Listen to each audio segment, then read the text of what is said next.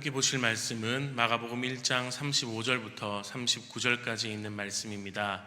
마가복음 1장 35절부터 39절까지의 말씀, 제가 가진 성경으로 신약 54쪽에 있는 마가복음 1장 35절부터 39절까지 있는 말씀을 제가 봉독해 드리도록 하겠습니다. 새벽 아직도 밝기 전에 예수께서 일어나 나가 한적한 곳으로 가사 거기서 기도하시더니 시몬과 및 그와 함께 있는 자들이 예수의 뒤를 따라가 만나서 이르되 모든 사람이 주를 찾나이다. 이르시되 우리가 다른 가까운 마을들로 가자. 거기서도 전도하리니 내가 이를 위하여 왔노라 하시고 이에 온 갈릴리에 다니시며 그들의 여러 회당에서 전도하시고 또 귀신들을 내쫓으시더라. 아멘. 많은 사람들이 인생의 성공의 조건이다 라고 말하는 것들을 들어보면 그 중에 빠지지 않고 등장하는 것 중 하나가 인생의 우선순위를 잘 정해야 한다 라고 말합니다.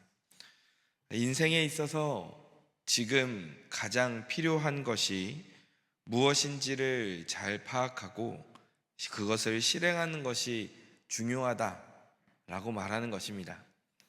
맞습니다.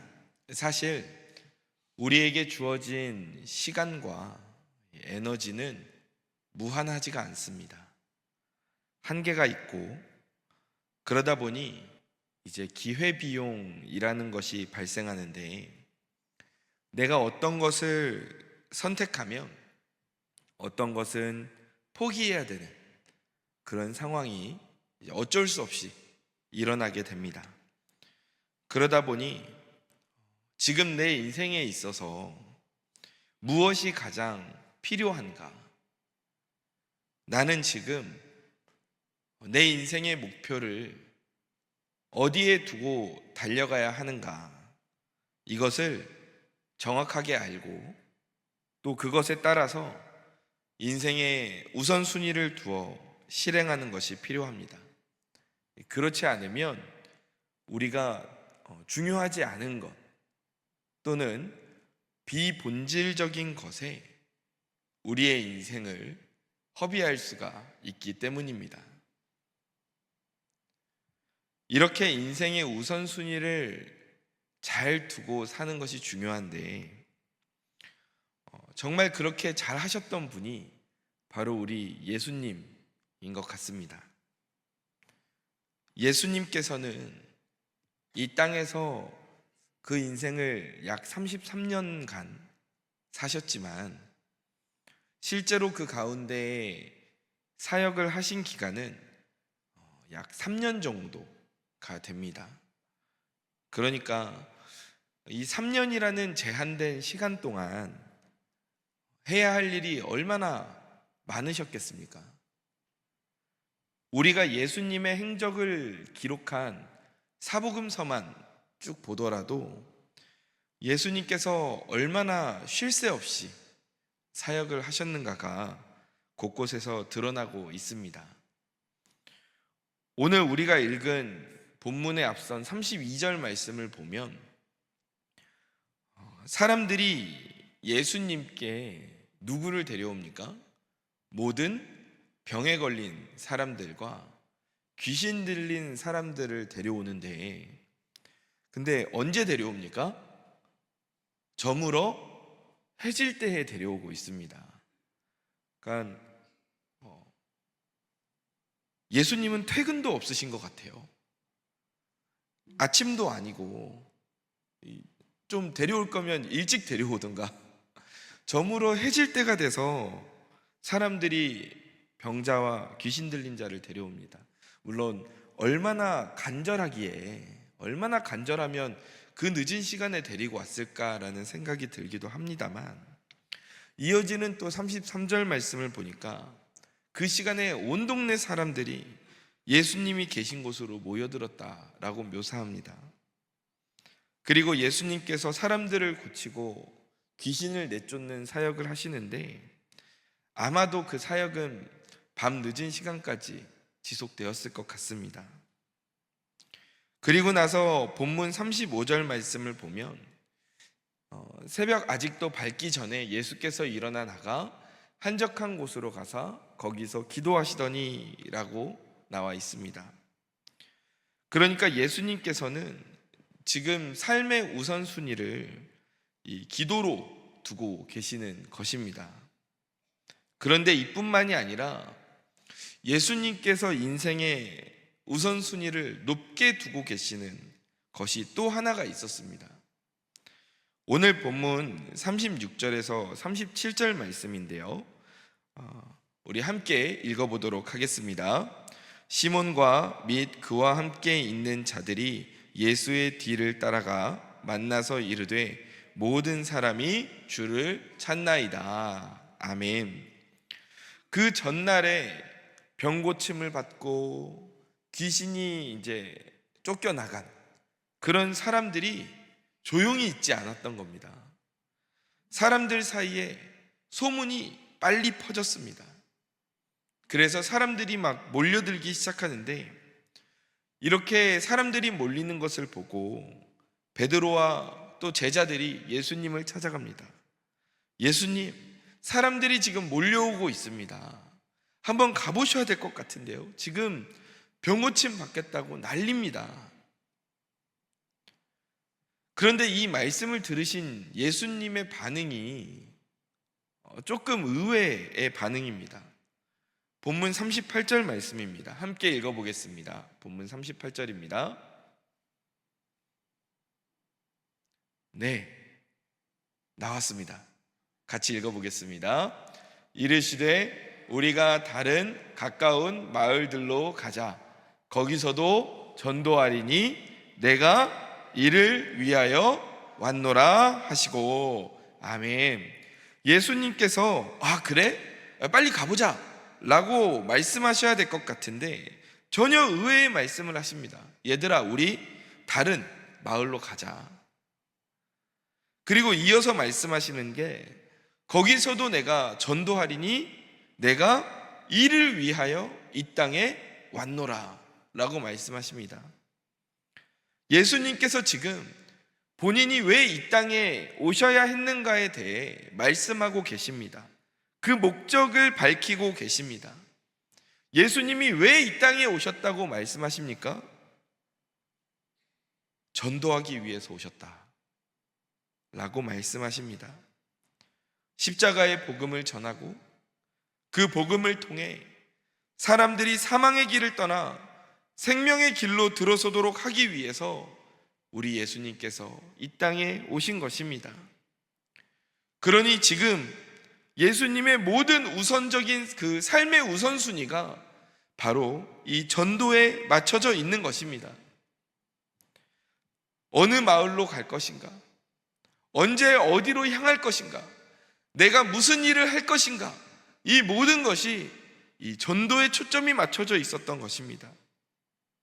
제자들은 예수님이 어떤 분인가에 대해 알아가고 있는 중입니다. 그러나 그들은 예수님의 십자가 사건이 얼마 남지 않은 시점까지도 예수님은 정치적인 혁명을 위해 이 땅에 오신 분이라 생각했습니다. 그래서 나라의 권력의 자리에 오르실 거라고 생각했습니다. 그런데 그렇게 하려다 보면 그 탄탄한 기반이 되는 근거지, 그러니까 본거지가 필요한데 마치 이 정치인들이 선거를 준비하면 이제 그 선거 사무소를 개장하지 않습니까? 이런 것처럼 이 사람의 생각으로는 예수님이 큰 일을 앞으로 하시려면 한국부터 자리를 잡고 서서히 인기를 키워가야 되지 않냐, 이렇게 생각했을 것입니다. 그리고 지금 사람들이 예수님을 향해 몰려오고 있습니다. 그러니 여기다가 자리를 잡으면 되겠다. 그러면 예수님의 이 세력이, 사역의 규모가 커지지 않겠냐? 제자들이 생각하는 대로 일이 풀려갑니다. 그런데 지금 예수님께서 이 제자들의 생각과 전혀 다른 말씀을 하십니다. 그 일도 필요한 일이긴 하지만 지금 내가 이 땅에 온 이유는 전도하기 위해서다. 그러니 지금 우리가 해야 할 일은 다른 마을들로 가서 복음을 전하는 것이다.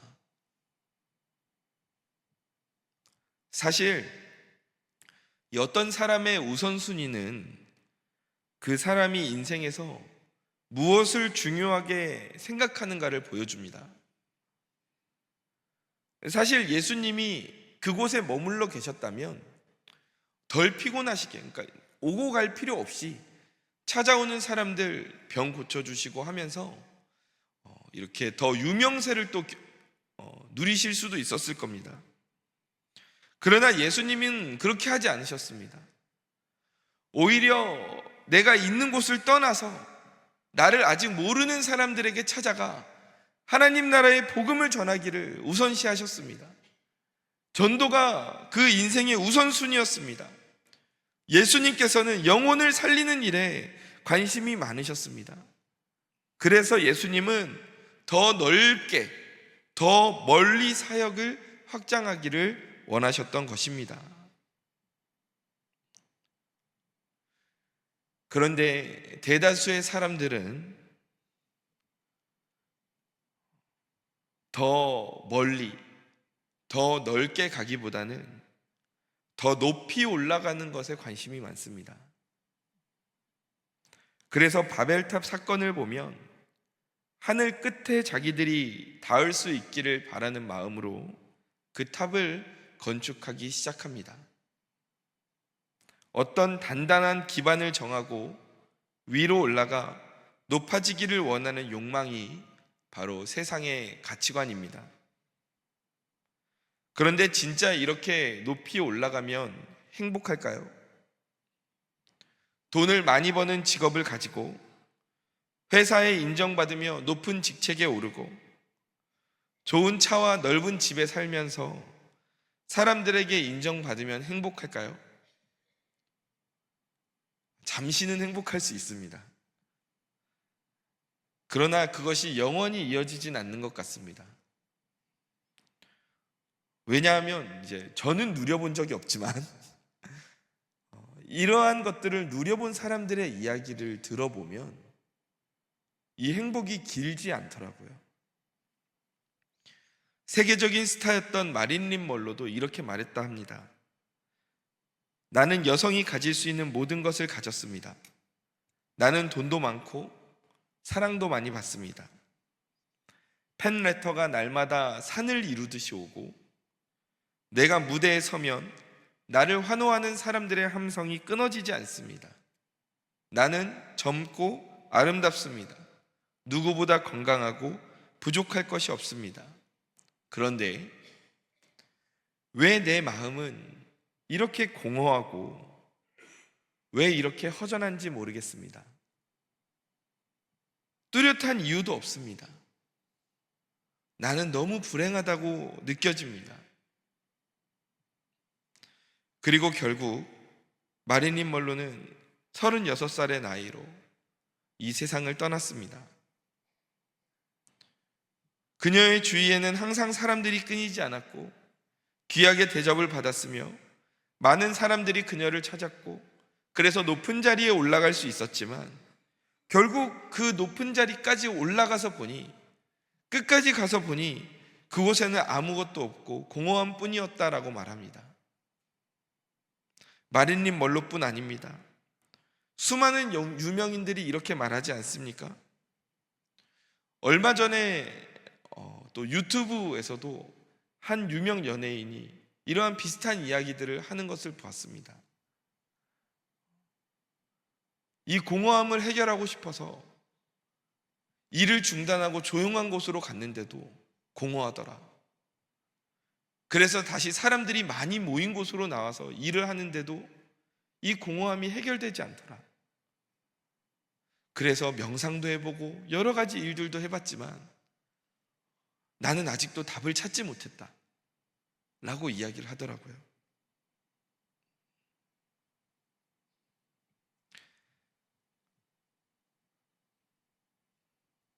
그러다 보니 사람들은 이제 반대로 인생이 별거 없지 않냐는 허무주의에 빠지기도 합니다. 그러나 이러한 인간의 높이 올라가고자 하는 욕망 또는 아예 아무 데도 가지 않고 그냥 그 자리에 있겠다 말하는 허무주의는 하나님께서 우리에게 원하시는 가치관이 아닙니다. 예수님은 우리의 삶의 목적을 두고 이렇게 정확하게 말씀하십니다. 땅끝까지 복음을 전하고 생명의 말씀으로 죽은 영혼들을 살리는 것, 그것이 우리의 할 일, 우리 삶의 우선순위라고 가르쳐 주시지 않습니까? 우리는 예수님과 같은 마음을 가져야 할 줄로 믿습니다. 우리에게 본이 되시니 예수님을 닮아야 합니다. 우리는 지금 하나님을 모르고 세상에 높이 올라가고자 발버둥 치고 있는 그 사람들에게 진정한 삶의 목적을 알려줘야 합니다. 생명의 길이 거기에 있는 게 아니라 하나님께 있음을 알려줘야 하는 것입니다. 세상에 많은 사람들이 아직도 얼마나 더 높이 올라가느냐, 얼마나 더 가졌느냐를 비교하며 달려가고 있습니다. 그러나 그들에게 정말 필요한 것은 돈이나 명품이 아니라 오직 예수, 하나님의 이름임을 믿습니다. 그것만이 그들을 진정으로 살릴 수 있고 그들을 행복하게 할 수 있습니다. 사막에서 목이 말라 죽어가고 있는 사람에게 명품 가방을 선물한들 그것이 무슨 소용이 있겠습니까? 당장 로또 1등에 당첨된다 한들 무슨 의미가 있습니까? 목이 마른 이에게 필요한 것은 물입니다. 요한복음 4장 13절 14절에서 예수님은 이렇게 말씀하셨습니다. 예수께서 대답하여 이르시되 이 물을 마시는 자마다 다시 목마르거니와 내가 주는 물을 마시는 자는 영원히 목마르지 아니하리니 내가 주는 물은 그 속에 영생하도록 솟아나는 샘물이 되리라. 아멘. 우리는 예수님을 모르고 공허함과 영적 목마름 속에서 죽어가는 그 영혼들을 바라봐야 합니다. 그리고 그들에게 복음을 전해야 합니다. 높은 곳으로 올라가는 것도 우리의 목표가 아니고 별일 없이 그냥 그대로 사는 것도 우리의 목표가 아닙니다. 우리는 더 멀리 복음을 들고 전진해 나가야 합니다. 그것이 우리 삶의 목적인 것입니다.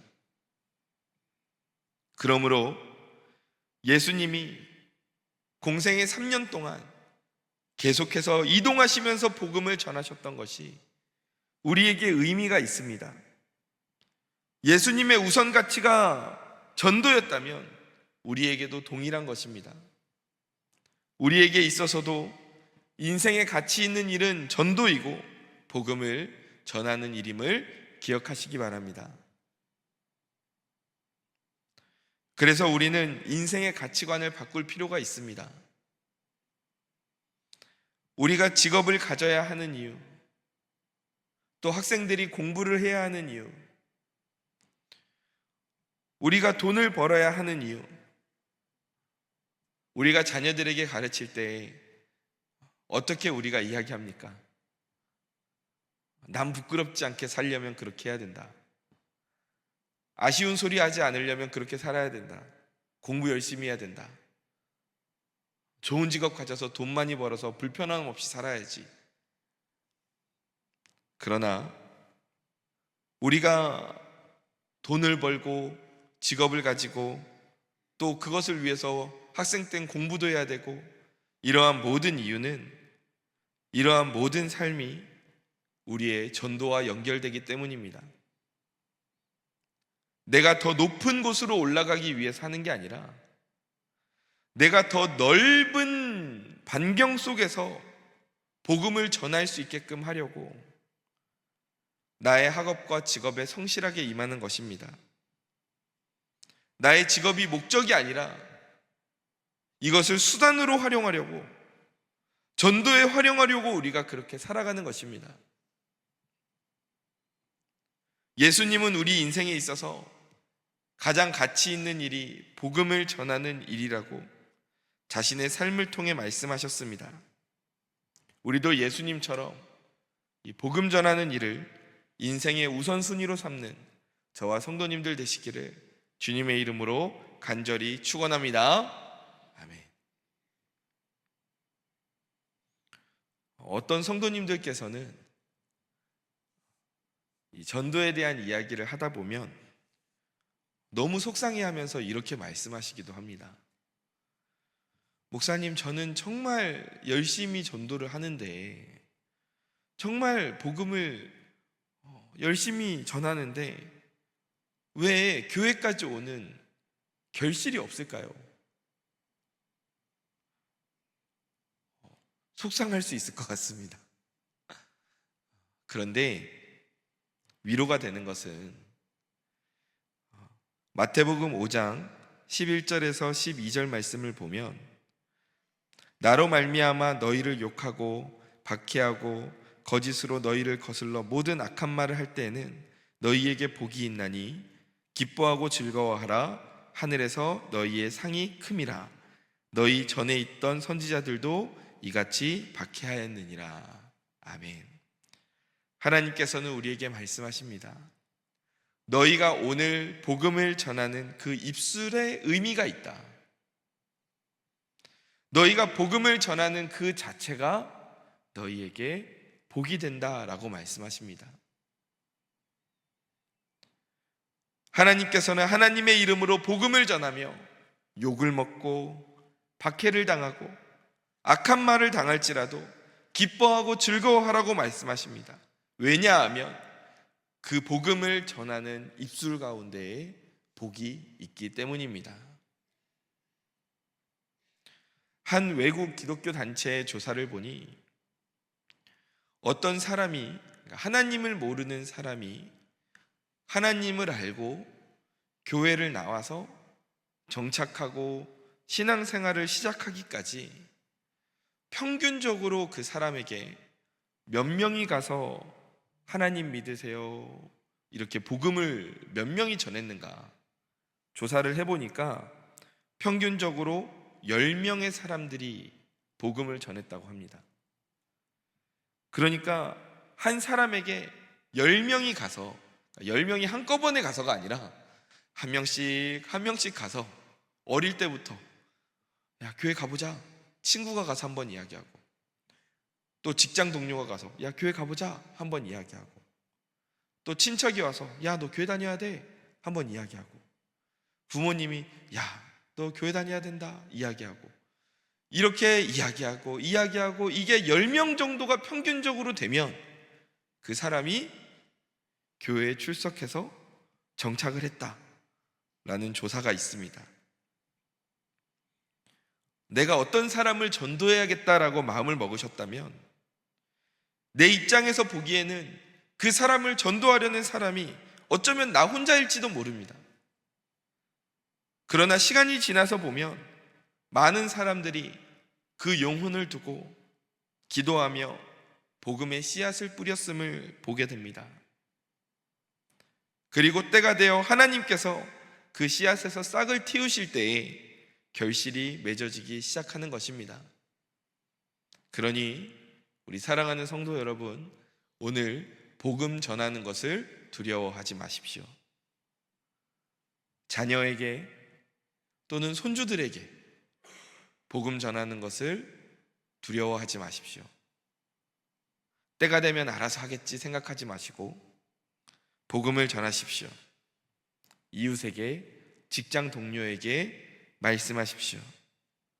내가 지금 전하는 복음이 의미 없이 땅에 떨어져 사라질까 걱정하지 마십시오. 내가 오늘 그 사람에게 4번째, 5번째 혹은 9번째 복음을 전하는 사람일 수도 있습니다. 요한복음 8장 29절 말씀입니다. 나를 보내신 이가 나와 함께 하시도다. 나는 항상 그가 기뻐하시는 일을 행함으로 나를 혼자 두지 아니하셨느니라. 아멘.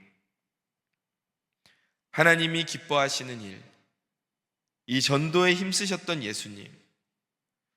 예수님을 하나님께서 혼자 두지 않으신다 말씀하십니다. 이 말씀은 우리에게도 동일하게 적용됩니다. 우리도 복음을 전할 때 가장 큰 걱정이 거절에 대한 두려움 아닙니까? 내가 복음을 전할 때 상대방이 긍정적인 반응을 보이지 않으면 어떻게 하지? 오히려 지금의 이 관계도 깨지면 어떻게 하지? 내가 민망한 일을 당하면 어떻게 하지? 여러 가지 생각이 듭니다만 그 중에서 가장 큰 것은 두려움입니다. 거리에서 전도를 하고 집마다 방문해서 전도를 할 때에도 이것이 제일 걱정입니다. 그러나 우리 하나님께서 기뻐하시는 이 복음 전도를 할 때 하나님은 우리를 그냥 혼자 두지 않으십니다. 우리와 함께 하신다고 약속하십니다. 그러니 우리는 예수님처럼 담대하게 복음을 전하면 되는 것입니다. 왜냐하면 우리와 함께 하시는 하나님이 오늘 일하고 계시기 때문입니다. 오늘도 하나님과 함께 복음을 전하는 이 발걸음을 멈추지 않고 나아가는 저와 우리 성도님들 되시기를 주님의 이름으로 축원합니다. 말씀을 정리하겠습니다. 참 감사하게도 청년부를 이제 제가 맡고 있으니까 그 청년부 예배를 드리다 보면 이제 등록하는 형제들과 자매들이 많습니다. 이제 처음 우리 교회에 방문하고 또 등록하는 이러한 형제 자매들이 많이 있는데 이제 방문을 하고 나면 예배가 끝난 후 저랑 잠시 대화하는 시간을 가집니다. 그때 이제 꼭 물어보는 질문 중에 하나가 우리 교회를 어떻게 알게 됐냐, 이 질문을 꼭 물어봅니다. 그런데 그 중에 상당수가 제가 기억나는 것만으로도 한 10명 정도 어간이 되는 것 같아요. 그러니까 작년 올해 합쳐서. 근데 그 정도 되는 친구들이 뭐 어떻게 우리 교회를 알게 됐냐 라는 이 질문에 뭐라고 답하냐 하면 거리에서 사랑스러운 교회 전도지를 받았다, 또는 퇴근을 해서 집에 들어가는데 집 앞에 우리 교회 전도지가 붙어 있었다, 또는 길을 지나가는데 청년들이 노방전도를 하고 있어서 그때 보니 사랑스러운 교회다 하는 걸 알게 됐다. 그래서 내가 신앙생활을 다시 시작해야 되나? 내가 교회를 가야 되나? 라고 생각이 들었을 때 딱 연결돼서 우리 교회가 생각이 났다는 겁니다. 그러면 사랑스러운 교회 가볼까? 그래서 등록한 형제 자매들이 꽤 많습니다. 우리가 계속해서 이 전도하는 발걸음이 때로는 이렇게 전도해서 열매가 맺힐까? 그런데 열매가 맺히더라고요. 그 발걸음 가운데 하나님께서는 싹을 계속해서 틔우고 계셨던 것입니다. 그뿐만이 아닙니다. 이게 대한민국의 사례만이 아니고요, 인도에서도 그런 사례들이 이제 연락이 오는데, 인도 이제 지교회에 있는 쇼헤 목사님한테서 어제 카톡이 하나 왔습니다. 어제 거리에서 노방전도를 했는데 한 자매와 두 아이가 예수님을 영접했다, 3명에게 복음을 전했다 라고 연락이 왔습니다. 이처럼 하나님께서는 전 세계 방방 곳곳에 있는 우리 하나님의 자녀들의 발걸음을 통해 당신의 잃어버린 자녀들을 하나님의 품으로 오늘도 불러 모으고 계십니다. 사랑하는 성도 여러분, 오늘 우리 삶의 우선순위는 무엇입니까? 계속해서 높은 곳으로 올라가는 게 우리의 우선순위입니까? 오늘 말씀 속에서 예수님은 우리 삶의 우선순위는 전도라고 하십니다. 영혼을 살리고 영혼을 복되게 하는 일이 우리 삶의 목적이라고 말씀하십니다. 그러니 우리는 높은 곳을 바라보며 가는 게 아니라 땅끝을 바라보며 나아가야 할 줄로 믿습니다. 우리는 디모데후서 4장 2절 말씀과 같이 우리의 인생을 살아야겠습니다. 우리 같이 한번 이 말씀 읽어보겠습니다. 너는 말씀을 전파하라. 때를 얻든지 못 얻든지 항상 힘쓰라. 범사에 오래 참음과 가르침으로 경책하며 경계하며 권하라. 아멘. 우리의 삶의 우선순위가 전도가 되는, 그래서 예수님을 닮아 수많은 영혼들을 살리며 나아가는 저와 성도님들 되시기를 주님의 이름으로 축원합니다. 기도하겠습니다. 하나님,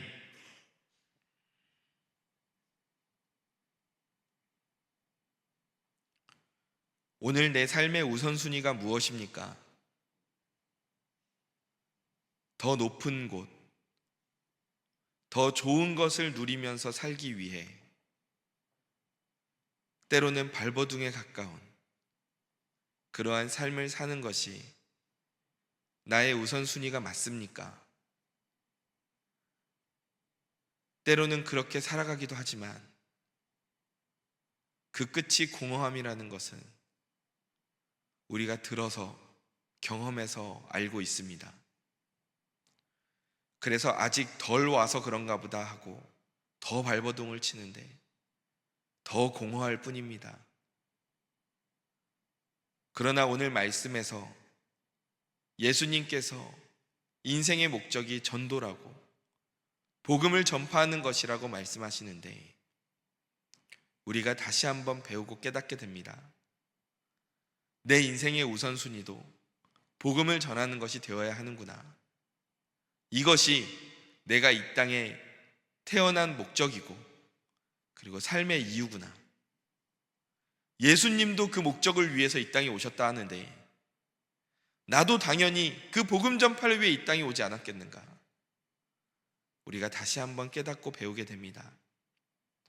하나님, 이제는 높은 곳에만 우리의 시선을 두는 것이 아니라 하나님의 시선이 닿는 곳, 땅끝까지 복음을 전하는 일에 우리의 마음을 두기를 원합니다. 더 넓은 곳으로, 더 멀리 가서 복음을 전하기를 원합니다. 그러함을 통해 하나님께서 일하시고 수많은 영혼들이 하나님의 품으로 돌아오는 역사가 일어날 줄로 믿습니다. 주여 우리를 사용하여 주옵소서. 사랑이 많으신 예수님의 이름으로 기도드립니다. 아멘.